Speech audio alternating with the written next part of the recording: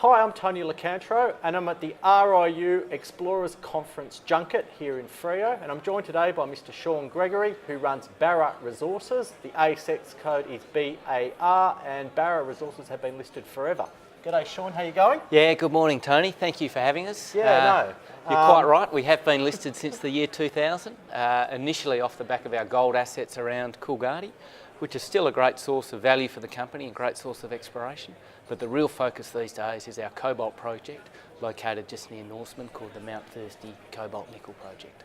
Yeah, no, I remember when I was looking at the cobalt sector, there was about two choices, you and your joint venture partner. Now there seems like 600. So what differentiates you from the others? So the reason why Mount Thirsty is so special is that we can get at our cobalt with atmospheric leaching, which means we've got a very low capital bill. Our scoping study in 2017 had a capex of 211 million, whereas most other cobalt nickel projects within Western Australia are typically locked up in nickel laterites that require high pressure acid leaching, which is around about $1 billion price tag. But we come to these conferences and we always like to debut a little bit of news flow, and we've been flat out the last, well certainly the last 6 months, but come to a crescendo this week. And we got out some fabulous metallurgy results I can tell you about on Friday, and just this morning we got a new JORC 2012 mineral resource out.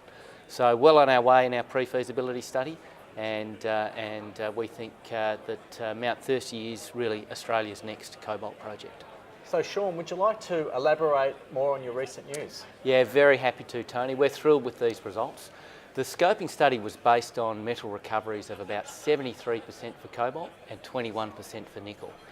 Our most recent leach extractions, we've got that now well up into the high 80s for cobalt and up into the high 30s for nickel.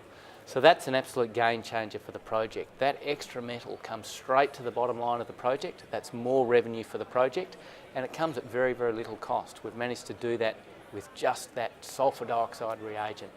We did think we'd have to go down the expensive and wasteful beneficiation and acid addition route, so we're thrilled that we've achieved that.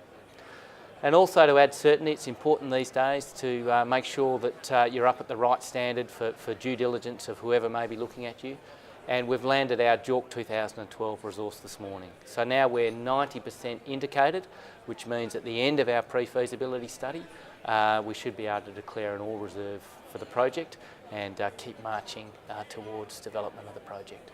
Yeah, no, one of the few handful of real cobalt companies. Thank you, Sean. My pleasure, Tony. Good to see you.